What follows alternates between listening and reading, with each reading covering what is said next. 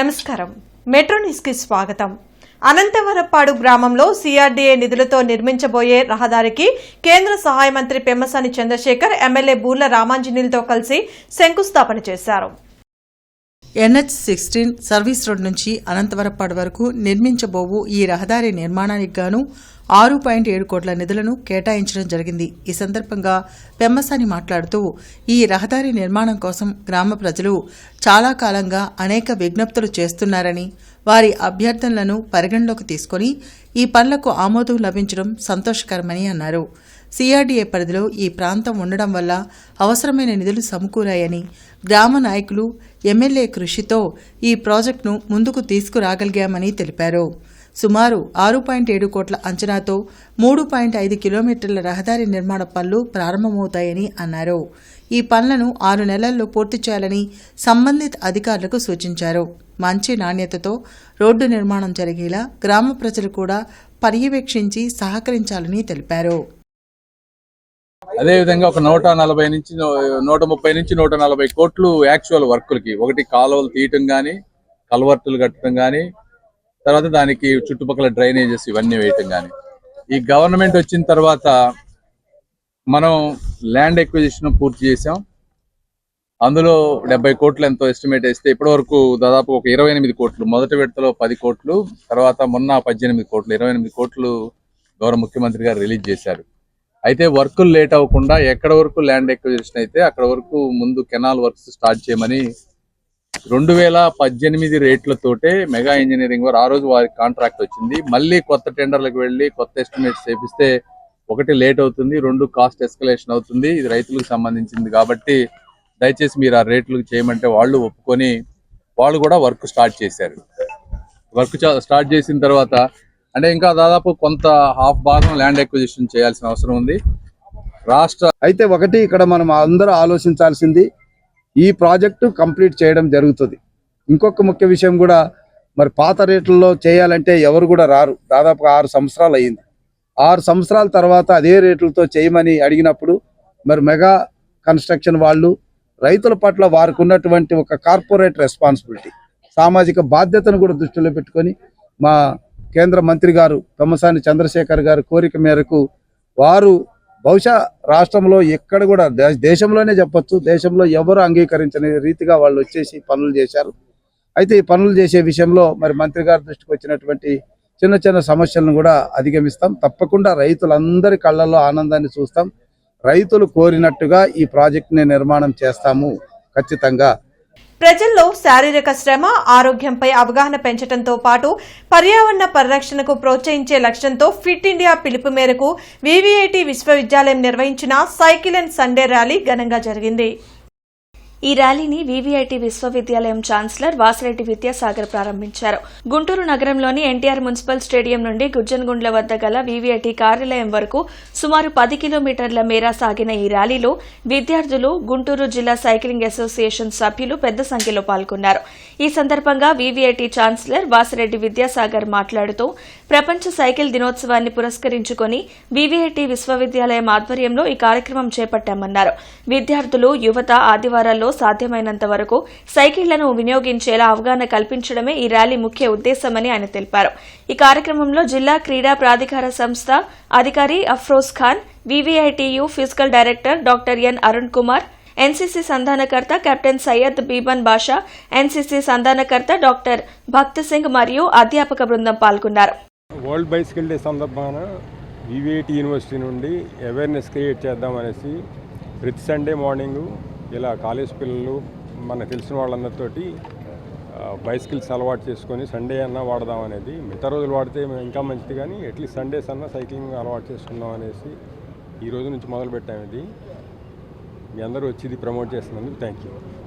Cycling day సందర్భంగా VVIT ఆధ్వర్యంలో, అట్లాగే జిల్లా క్రీడా ప్రాధికార సంస్థ స్పోర్ట్స్ ఆర్ట్ ఆధ్వర్యంలో ఈరోజు సైక్లింగ్ డే ర్యాలీ నిర్వహించడం జరుగుతుంది. ఇది cycle day government of India fit India programme సంబంధించింది జరుగుతుంది కాబట్టి ఇది సైక్లింగ్ అవేర్నెస్ పెంచాలని చెప్పేసి, అంటే పొల్యూషన్ తగ్గించేసి సైకిల్ అవేర్నెస్ పెంచాలనే ఉద్దేశంతో పెంచిన పెట్రోల్, డీజిల్ ధరలను వెంటనే తగ్గించాలంటూ వామపక్షాల ఆధ్వర్యంలో లాడ్జి సెంటర్లో నిరసన కార్యక్రమాన్ని చేపట్టారు. ఈ సందర్భంగా సిపిఎం నాయకులు నళినీకాంత్, సిపిఐ నగర కార్యదర్శి ఆకేటి అరుణకుమార్ మీడియాతో మాట్లాడారు. కేంద్ర ప్రభుత్వం 4 సార్లు పెట్రోలు, డీజిల్ ధరలు పెంచి ప్రజలను నడ్డి విరించిందని మండిపడ్డారు. వాణిజ్య గ్యాస్ ధరను భారీగా పెంచి చిన్న వ్యాపారుల జీవితాలను వీధుల్లోకి నెట్టిందని ఆవేదన వ్యక్తం చేశారు. అందుకే వామపక్షాల ఆధ్వర్యంలో ప్రచార ఆందోళన కార్యక్రమం నిర్వహిస్తున్నామని తెలిపారు. జూన్ 9వ తేదీన హిమనీ సెంటర్లో వామపక్షాల ఆధ్వర్యంలో రాస్తా రోకో కార్యక్రమం నిర్వహిస్తున్నామని చెప్పారు. ఈ కార్యక్రమంలో శ్రీనివాస్, జంగాల చైతన్య, బి లక్ష్మణరావు, సలీం తదితరులు పాల్గొన్నారు. చంద్రబాబు నాయుడు గారు సంపదను సృష్టిస్తానంటున్నారు. సృష్టించబడిన సంపదను ఉపయోగించుకోవడం ఆంధ్ర రాష్ట్ర ముఖ్యమంత్రి గారికి చేత కావట్లేదు. అదానీకి, అంబానీలకి ఈ ఆదాయాలన్నింటినీ దోచిపెట్టే ప్రయత్నం చేస్తూ ఉన్నారు. తక్షణమే ఈ పెట్రోల్, గ్యాస్, డీజిల్ ధరలు తగ్గించాలని చెప్పి రేపు 9వ తారీఖున రాష్ట్ర వ్యాప్తంగా వామపక్ష పార్టీల ఆధ్వర్యంలో రాష్ట్ర కార్యక్రమం పిలిపించారు. దాని ప్రచార కార్యక్రమంలో భాగంగా ఈ ప్రచార కార్యక్రమం నిర్వహిస్తూ ఉన్నాం. ఈరోజు కూడా ఇంట్లో వాడేటువంటి సిలిండర్ పైన 29 రూపాయలు పెంచి మూలిగే నక్కపైన తాటికే పడ్డ సందంగా ఈ యొక్క కేంద్ర ప్రభుత్వం మరింతగా ప్రజల్ని దోపిడీ చేస్తూ ఉంది. ఈ యొక్క నరేంద్ర మోడీ ప్రభుత్వానికి ఈ భారతదేశంలో ఉన్నటువంటి ప్రజల యొక్క కష్టాలు, బాధలు ఏమాత్రం కూడా సంబంధం లేకుండా పోతూ ఉంది. తన మిత్రులైనటువంటి అంబానీ, ఆదానీలకి లాభం చేకూర్చే పనిలో ఈ యొక్క నరేంద్ర మోడీ పూర్తిగా నిమగ్నమైనట్టుగా ప్రజలందరూ కూడా తేటతెల్లం అవుతా ఉంది. ప్రస్తుతం దేశంలో జరిగిన పరీక్షా పత్రాల లీకేజ్ వలన 55 లక్షల మంది విద్యార్థుల కుటుంబాలు గందరగోళానికి గురయ్యాయని PCC working president Mastan Vali మండిపడ్డారు. రామన్నపేటలోని జనచైతన్య వేదిక కార్యాలయంలో నీట్ పరీక్ష, సీబీఎస్ఈ పరీక్షల మూల్యాంకనం, డీఎస్సీ నియామక ప్రక్రియలో అవకతవకలపై చర్చాగోష్ఠి నిర్వహించారు. ఈ కార్యక్రమానికి జనచైతన్య వేదిక రాష్ట్ర అధ్యక్షులు వల్లంరెడ్డి లక్ష్మణ్ రెడ్డి అధ్యక్షత వహించారు. వక్తలుగా మాజీ మంత్రి Ambati Rambabu, PCC working president Mastan Vali, senior journalist Chevilla Krishnanjaneyulu, professor D R Subrahmanyam హాజరయ్యారు. ఈ సందర్భంగా కాంగ్రెస్ మాజీ ఎమ్మెల్యే మస్తాన్ వలీ మాట్లాడుతూ కష్టపడి చదువుకున్న విద్యార్థులు ఇటువంటి లీకేజీల వల్ల ఎంతో నష్టపోతున్నారని తెలిపారు. కూటమి నేతలు తమ వారికి ఉద్యోగాలు కట్టబెట్టేందుకు దొడ్డిదారిన స్పోర్ట్స్ కోటాను ఉపయోగించుకోవడం దారుణమని అన్నారు. ప్రశ్నించే వారిపై కేసులు పెట్టడం ఈ ప్రభుత్వానికి సాంప్రదాయంగా మారిందన్నారు. ఈ కార్యక్రమంలో పలు ప్రజా సంఘాల నాయకులు పాల్గొన్నారు. కానీ ఈరోజు చూస్తే విద్యని సర్వనాశనం చేస్తూ ఉన్నారు. కొంతమంది దుర్మార్గులు ఈ యొక్క లీకేజీల పేరు మీద లీకేజ్ చేసి దాని మీద ఆదాయాన్ని సృష్టించుకొని, వ్యక్తిగత ఆదాయాన్ని సృష్టించుకునే ఒక మార్గంగా అవటం చాలా దురదృష్టకరమైనటువంటి సంఘటన. ఒక విద్యార్థి ఒక ఎగ్జామ్ పాస్ అవ్వాలంటే సంవత్సర కాలం చదువుకొని రెయ్యింబోళ్ళు కష్టపడి ఫీజులు కట్టి చదువుకున్న తర్వాత ఎవడో ఒకడు పెద్దంటి పిల్లగాడో లేకపోతే మెయిన్ ప్రాముఖ్యత కలిగినటువంటి స్థానంలో ఉన్నటువంటి బంధువుల కోసమో పేపర్ లీక్ చేసి లీక్ చేసినటువంటి దాన్ని మార్కెట్లో అమ్మేటటువంటి వస్తువులాగా ఆ టెక్నాలజీ ద్వారాగా లీక్ చేసి పూర్తిగా చదువుకున్నటువంటి విద్యార్థులకు అన్యాయం జరుగుతూ ఉంటే ఎక్కడ కూడా నోరు మెదపోవటం చాలా దురదృష్టకరం. ఆంధ్రప్రదేశ్ బ్రాహ్మణ సేవా సంఘ సమైక్య వార్షికోత్సవ వేడుకలు గుంటూరులో ఘనంగా నిర్వహించారు. ఇందులో భాగంగా జెండాను ఆవిష్కరించి వార్షిక క్యాలెండర్ ఆవిష్కరించారు. సేవా సంఘ సమాఖ్యలో పలువురికి పదవులు కేటాయించి నియామక పత్రాలను అందజేశారు. ఈ సందర్భంగా ఆల్ ఇండియా బ్రాహ్మణ ఫెడరేషన్ సెక్రటరీ జనరల్ ద్రోణం రాజు రవికుమార్, ఉపాధ్యక్షులు సత్యవాడ దుర్గాప్రసాద్, బ్రాహ్మణ సేవా సంఘ సమాఖ్య అధ్యక్షులు కోనూరి సతీష్ శర్మ మీడియాతో మాట్లాడారు. గుంటూరులో నిర్వహించిన జాబ్ మేళా ద్వారా వందలాది మందికి ఉద్యోగ అవకాశాలు కల్పించడం జరిగిందని చెప్పారు. ఇదే స్ఫూర్తితో త్వరలో రాష్ట్ర వ్యాప్తంగా జాబ్ మేళాను నిర్వహిస్తామని తెలిపారు. మహిళల ఆర్థికాభివృద్ది కోసం ప్రత్యేక కార్యక్రమాలు ప్రారంభిస్తామని అన్నారు. అదేవిధంగా రాజకీయంగా బ్రాహ్మణులు మరింత బలోపేతం కావడానికి సమిష్టిగా పనిచేయాలని పిలుపునిచ్చారు. తమకు ప్రాధాన్యత ఇచ్చిన పార్టీలకే రాజకీయాల్లో మద్దతు ఉంటుందని స్పష్టం చేశారు. ఆగస్టు 8, 2026న విజయవాడలో కనకదుర్గ అమ్మవారికి ఆషాఢ పట్టిని ఇవ్వాలని సమాఖ్య నిర్ణయం తీసుకున్నది. అలానే ఆగస్టు 22వ తారీఖున విజయనగరం, విశాఖపట్నం, శ్రీకాకుళం జిల్లాల్లో ఉత్తరాంధ్ర మెగా జాబ్ మేళాని నిర్వహించాలని శ్రీకారం చుట్టడం కూడా జరిగింది. గతంలో క్యాలెండర్ ఇయర్లో ఇచ్చినటువంటి mega job mela Guntur Hindu college of ఫార్మసీలో డిసెంబర్ 13న నిర్వహించాం. దాని ద్వారా 955 మంది బ్రాహ్మణేతర నిరుద్యోగులకు కూడా ఈ యొక్క బ్రాహ్మణ సమాజం బ్రాహ్మణులకే కాదు బహుజనులకు కూడా ఆదరణనిస్తుంది అనేటువంటి సూచనని ఆంధ్రప్రదేశ్ బ్రాహ్మణ సేవా సంఘ సమాఖ్య సమాజానికి తెలియజేసింది. ఒకప్పుడు 36 మంది రాజకీయ ఎమ్మెల్యేలు ఎంపీలు ఒక 5 మంది 6 మంది ఉండేవారు. కానీ ఈరోజు చూసుకోండి, ఒక్కడు కూడా లేడు ఆంధ్రప్రదేశ్లో తీసుకుంటే. అంటే మేము రాజకీయంగా ఎంత కోల్పోతున్నాము అనేది ఈరోజు ప్రజలకు అర్థం కావాలనేది మేము ఈరోజు తెలియజేస్తున్నాం. మరి పరిపాలకులు కూడా ఆలోచించవలసిన విషయాలు ఏంటంటే, మేము కూడా 4% ఉన్నాం. మాకు కూడా రాజకీయంగా, ఆర్థికంగా, సామాజికంగా చేయూత అందించవలసిన బాధ్యత ప్రభుత్వానిదే. అటువంటి ప్రభుత్వాలు మమ్మల్ని కనుక చిరుచూపు చూస్తే రాబోయే రోజుల్లో మేము గెలిపించకపోవచ్చేమో, కానీ ఓడించే సత్తా మనకు బ్రాహ్మణులకు ఉంది. ఇది నిజం. ఇది గ్రహించుకోవాల్సిన పరిస్థితులు ఈరోజు వస్తున్నాయి. మేము ఎప్పుడు కూడా ప్రభుత్వాలు కోరుతుంది ఒకటే, మాకు అందలం ఎక్కించమని అడగట్లే, సమాజంలో ఉన్న అందరికీ ఏ విధంగా మీరు సహకారాలు అందిస్తారో బ్రాహ్మణులకు కూడా అందించే ఒక సౌకర్యాలు కల్పించమని మేము అడుగుతున్నాం. గతంలో జగన్మోహన్ రెడ్డి ఆంధ్రప్రదేశ్ రాష్ట్రాన్ని శ్రీలంక చేస్తున్నారని మాట్లాడిన చంద్రబాబు ఇప్పుడు ఆయన ముఖ్యమంత్రిగా ఉండి అప్పుల ఆంధ్రప్రదేశ్గా మారుస్తున్నారని సిపిఐ రాష్ట్ర కార్యదర్శి వర్గ సభ్యులు జంగాల అజయ్ కుమార్ మండిపడ్డారు. ఆదివారం గుంటూరులో ఆయన మాట్లాడుతూ పెరిగిన పెట్రోల్, డీజిల్, గ్యాస్, నిత్యావసర ధరలకు నిరసనగా ఈ నెల 9న రాష్ట్ర వ్యాప్తంగా రాస్తా రోకోలు చేపడుతున్నట్లు తెలిపారు. వామపక్ష పార్టీ శ్రేణులు ప్రజలు పెద్ద ఎత్తున భాగస్వామ్యం కావాలని పిలుపునిచ్చారు. ఉన్నత వర్గాలు సైతం పెరుగుతున్నటువంటి ఛార్జీలు చూసి భయపడేటటువంటి పరిస్థితులు ఏర్పడుతూ ఉన్నాయి. కేంద్రం పెట్రోల్, డీజిల్ ఛార్జీలు పెంచుతూ ఉంటే మన రాష్ట్రంలో చంద్రబాబు గారు కేంద్రం పెంచిన దానికి డబల్ పెంచి ఈయన మాటల్లో మాత్రం కళ్ళు తాగుతూ ఉన్నాడు, టీ తాగుతూ ఉన్నాడు, ఇంకా రకరకాల కార్యక్రమాలు విన్యాసాలు చేస్తా ప్రజలను మభ్య పెడుతూ ఉన్నాడు తప్ప పెట్రోల్, డీజిల్ ఛార్జీల్ని ఇంతవరకు సబ్సిడీ ఇచ్చి తగ్గించాలనేటటువంటి వైపు చంద్రబాబు గారు లేకపోవడం తమ యొక్క ప్రజా వ్యతిరేకతకి అద్దం పడతా ఉంది. మానవతా స్వచ్ఛంద సేవా సంస్థ, senior citizens association, Airavata super speciality clinic సంయుక్త ఆధ్వర్యంలో ఉచిత వైద్య శిబిరం బ్రాడీపేటలో జరిగింది. మానవతా స్వచ్ఛంద సేవా సంస్థ కార్యాలయంలో జరిగిన ఫ్రీ మెడికల్ క్యాంపుకు మానవతా ఫౌండర్, చైర్మన్ ఎం రామచంద్రారెడ్డి ముఖ్య అతిథిగా హాజరయ్యారు. ఈ సందర్భంగా ఆయన మాట్లాడుతూ అభాగ్యులకు ఆసరాగా నిలిచేందుకు ఏర్పాటు చేసిందే మానవతా స్వచ్ఛంద సేవా సంస్థ అని అన్నారు. నేటి సమాజంలో మానవ సేవను మించిన సేవ మరొకటి లేదన్నారు. స్వచ్ఛందంగా సమాజానికి సేవ చేయాలనుకున్న వారెవరైనా మానవతలో చేరవచ్చని పిలుపునిచ్చారు. వయసు మీరిన వారిలో ఎముకల పటుత్వం తగ్గే అవకాశం ఉందని డాక్టర్ వి కశ్యప వెల్లడించారు. అందువలనే ఎక్కువగా బాత్రూంలో కాలు జారిపడిన వారికి ఎముకలు విరగడం జరుగుతుందన్నారు. ఈ వైద్య శిబిరంలో అవసరమైన అన్ని పరీక్షలు ఉచితంగా చేస్తున్నామని తెలిపారు. ఈ కార్యక్రమంలో secretary Satish, Dhananjaya Reddy, Pavuluri Ramesh, director Srireddy, Uppala Sambasivarao, doctor Kalpana తదితరులు పాల్గొన్నారు. ఈ సీనియర్ సిటిజన్స్ అనే వాళ్ళకి ఈ క్రానిక్ డిసీజులు ఏవైతే ఉన్నాయో, డయాబెటీస్ కానీ లేకపోతే బీపీ కానీ, వీటన్నిటి గురించి అందరికీ తెలుస్తుందండి. కాకపోతే న్యూరోపతి అనేది ఏదైతే బాత్రూముల్లో కాలు జారి పట్టాలు కానీ, లేకపోతే పడ్డప్పుడు కాళ్ళు విరగటాలు కానీ, తుంటి ఎముకలు విరగటాలు కానీ, ఇట్లాంటి ఇబ్బందులకు సంబంధించిన ఆస్టియోపోరోసిస్ మరియు న్యూరోపతి అనేవి అందరికీ అదే పనిగా తెలియదు.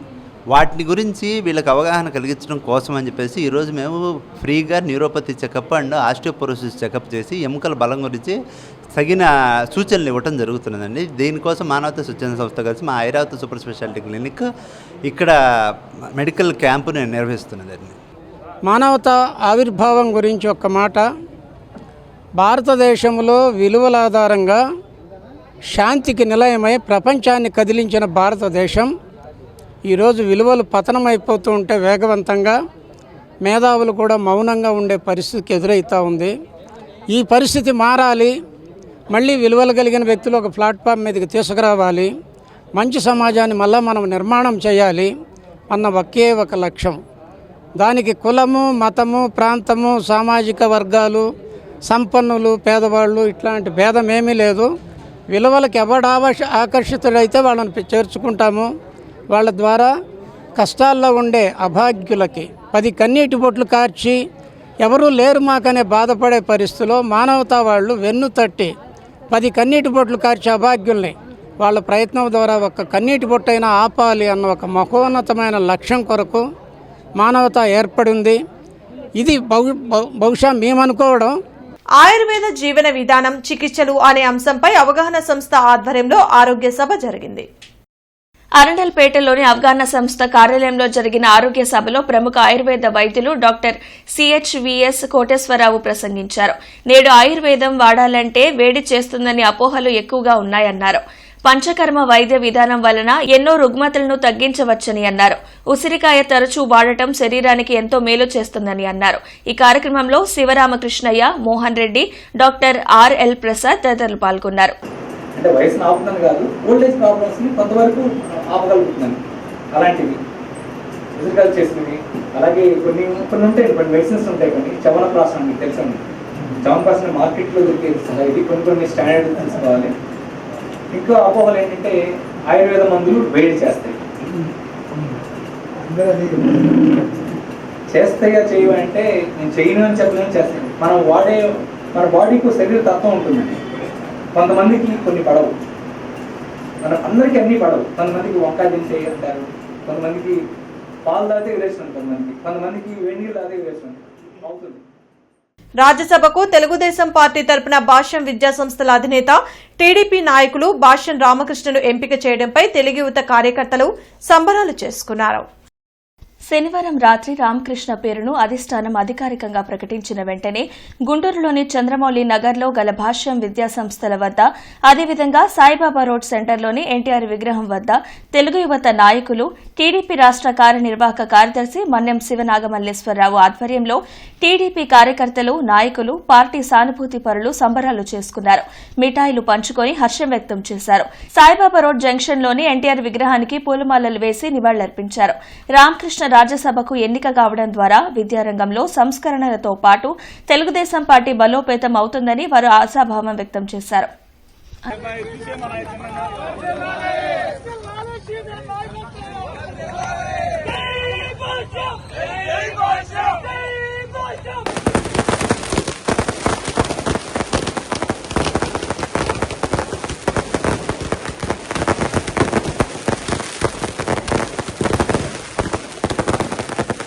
గార్డెన్స్ లో జరిగిన ఏపీ టెక్స్టైల్ మిల్స్ అసోసియేషన్ సర్వసభ్య సమావేశానికి కేంద్ర సహాయ మంత్రి పెమ్మసాని చంద్రశేఖర్ ముఖ్య అతిథిగా హాజరయ్యారు. చైర్మన్ సామినేని కోటేశ్వరరావు అధ్యక్షతన ఆంధ్రప్రదేశ్ టెక్స్టైల్ మిల్స్ అసోసియేషన్ సర్వసభ్య సమావేశం క్యాపిటల్ హోటల్లో జరిగింది. ఈ సందర్భంగా టెక్స్టైల్ రంగంలో అసోసియేషన్ సభ్యులు ఎదుర్కొంటున్న పలు సమస్యలను మంత్రి పెమ్మసాని చంద్రశేఖర్ దృష్టికి తెచ్చారు. అనంతరం మంత్రి పెమ్మసాని చంద్రశేఖర్ మాట్లాడుతూ స్పిన్నింగ్ మిల్స్ అసోసియేషన్ సభ్యులు గతంలో తమ దృష్టికి తెచ్చిన 2 విషయాలను చంద్రబాబు నాయుడు వద్ద మాట్లాడి దాదాపు పూర్తి చేశామన్నారు. టెక్స్టైల్ ఇండస్ట్రీ వలన ఎంతో మంది ఉపాధి పొందుతున్నారన్నారు. పెండింగ్ లో ఉన్న డిపిఆర్లను త్వరలో పూర్తి చేయిస్తామని హామీ ఇచ్చారు. ప్రతి రైతులు తాము పండించిన పంట నిల్వ చేయలేక పలు ఇబ్బందులు పడుతున్నట్లు తమ దృష్టికి వచ్చిందన్నారు. ప్రతి రైతు ఎదుర్కొంటున్న సమస్యలను కేంద్ర మంత్రి దృష్టికి తీసుకువెళ్లి తేమ శాతం ఎక్కువగా ఉన్న ప్రత్తిని కొనుగోలు చేసే విధంగా ఒప్పించడం జరిగిందన్నారు. అనంతరం అసోసియేషన్ సభ్యులు మంత్రి పెమ్మసాని చంద్రశేఖర్ ను ఘనంగా సత్కరించారు. కార్యక్రమంలో అసోసియేషన్ సభ్యులు పాల్గొన్నారు. గత కూటమి ప్రభుత్వం రాకముందు వీళ్ళు కూడా బాగా ఇబ్బంది పడ్డారు. గవర్నమెంట్ వచ్చిన తర్వాత చంద్రబాబు నాయుడు గారు వీళ్ళకి రావాల్సినటువంటి దాదాపు ఒక 500 కోట్ల రూపాయల సబ్సిడీస్ ఇచ్చారు. వీళ్ళల్లో ఇంకా కొన్ని ఉన్నాయి రిక్వైర్మెంట్స్, గ్రీన్ ఎనర్జీ పాలసీ కానీ ఇంకా కొన్ని పెండింగ్ సబ్సిడీస్. ఇవే కాకుండా సెంట్రల్ గవర్నమెంట్లో కొన్ని కావాల్సినటువంటివి ఉన్నాయి. టెక్నాలజీ అప్గ్రేడేషన్ ఫండింగ్ కొంత డిలే ఉంది. అదేవిధంగా వీళ్ళు కొన్ని ప్రాసెసింగ్ సెంటర్స్ అడుగుతున్నారు వాల్యూ యాడెడ్ ఎండ్ ప్రోడక్ట్స్ చేయడానికి. ఒక కేంద్ర సహాయ మంత్రిగా నాకున్న స్థాయిలో అక్కడ మిగిలిన డిపార్ట్మెంట్తో కోఆర్డినేట్ చేసుకొని ఈ చుట్టుపక్కల ప్రాంతంలో ముఖ్యంగా ఆంధ్రప్రదేశ్లో కాటన్ ఇండస్ట్రీ బాగా అభివృద్ధి చెందే విధంగా రైతులకి అదేవిధంగా వ్యాపారులకి అందరికీ మంచిగా ఉండే విధంగా ఉపాధి కలిగే విధంగా ఏ కార్యక్రమాలు చేయగలమో అవన్నీ కార్యక్రమాలు చేస్తానని సంపూర్ణ సహకారం అందిస్తామని తెలియజేసుకుంటూ, అంటే గత 3-4 సంవత్సరాల నుంచి ఆ పవర్ పెరుగుదల వలన స్పిన్నింగ్ ఇండస్ట్రీ బాగా దెబ్బతింటం జరిగింది. మరి దానిలో భాగంగా మరి ఆ పవరు అంత టారిఫ్ను మోయగలిగే పరిస్థితుల్లో స్పిన్నింగ్ ఇండస్ట్రీ లేదు. అందువలన మేము సొంతంగా పవర్ పెట్టుకోవటానికి ఆ పవర్ పాలసీ మేము అడగటం జరిగింది స్టేట్ గవర్నమెంట్ని. ఆ పవర్ పాలసీ కూడా మరి రాష్ట్ర ప్రభుత్వం సానుకూలంగా స్పందించింది. దానికి కేంద్ర మంత్రివర్యుల సహకారం కూడా ఉంది. మరి దీంతో పాటుగా మా ఇండస్ట్రీని పవర్ ఇంటెన్సివ్ ఇండస్ట్రీ కింద డిక్లేర్ చేయమని చెప్పి మేము ముఖ్యమంత్రి గారిని కోరటం జరిగింది. అది కూడా ముఖ్యమంత్రి గారు సానుకూలంగా స్పందించడం జరిగింది. మరి అఖిల భారత పంచాయతీ పరిషత్ జాతీయ ఉపాధ్యక్షులు డాక్టర్ జాస్తి వీరాంజనేయులు నేపాల్ రాజధాని కాఠ్మండులోని ప్రముఖ మ్యూజియంలో ఆధ్యాత్మిక వారసత్వ కేంద్రాలను సందర్శించారు. ఈ సందర్భంగా 17వ శతాబ్దానికి చెందిన అరుదైన పంచముఖ శివలింగాన్ని సందర్శించి దాని చారిత్రక ఆధ్యాత్మిక విశిష్టతను తెలుసుకున్నారు. శైవ సాంప్రదాయంలో శివుని 5 ముఖాలను ప్రతిబింబించే ఈ శిల్పం సద్యోజాత, వామదేవ, అఘోర, తత్పురుష, ఈశాన స్వరూపాలకు ప్రత్యేకంగా నిలుస్తుందని జాస్తి వీరాంజనేయులు పేర్కొన్నారు. పంచభూతాలైన భూమి, నీరు, అగ్ని, వాయు, ఆకాశాల్లో పరమశివుణ్ణి సర్వవ్యాపకత్వాన్ని చాటి చెప్పే అద్భుత శిల్పకళా సంపదగా దీనిని అభివర్ణించారు. అనంతరం ఆయన మాట్లాడుతూ భారతదేశం, నేపాల్ దేశాలు కేవలం పొరుగు దేశాలు మాత్రమే కాకుండా వేల సంవత్సరాలుగా ఆధ్యాత్మిక, సాంస్కృతిక, చారిత్రక బంధంతో అనుసంధానమై ఉన్నాయని తెలిపారు. శైవ, బౌద్ధ సాంప్రదాయాలు ఈ 2 దేశాల మధ్య ఉన్న సనాతన సంబంధాలకు ప్రతీకలని అన్నారు.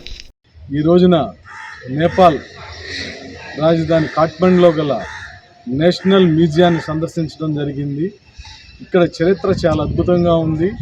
అనేక గ్యాలరీలు ఉన్నాయి. హిస్టరీ గ్యాలరీ ఉంది, బౌద్ధ గ్యాలరీ ఉంది, పెయింటింగ్స్, ఆర్టింగ్స్ ఉన్నాయి.